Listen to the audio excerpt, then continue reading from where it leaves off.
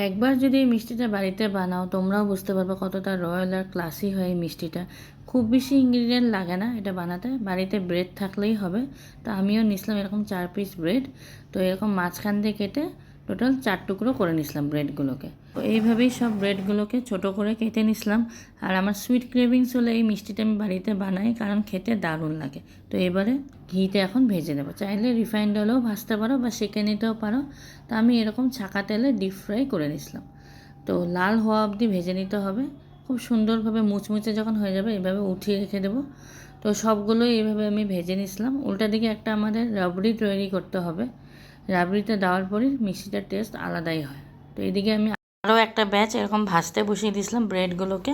উল্টা দিকে 500 ml দুধ নিয়েছি, যেখানে 250 ml দুধ আগের থেকে আমি অনেকটা কেশর ভিজিয়ে রেখেছিলাম। তো সব কিছু একসাথে করে ভালো করে এখন জাল দিয়ে দিয়েছিলাম।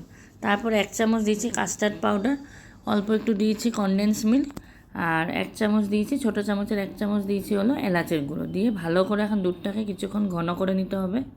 তারপর দিয়ে দিচ্ছি কিছুটা চপ ড্রাই ফ্রুটস, যেরকম কাজু, আলমন্ড আর পেস্তা। 2 চামচ চিনি দেওয়ার পর দুধটাকে ভালোভাবে ঘন করে নিছিলাম। ঘন করে নেওয়ার পর অল্প আমাদের ঠান্ডা করে নিতে হবে। তো ব্রেডগুলো আমাদের এইভাবে মুচমুচে করে ভাজা হয়ে গেছিলো। তো তোমরা সাউন্ড শুনে বুঝতে পারছো কতটা মুচমুচে হয়েছে। তো এখন আমি এটাকে রেডি করে নেব।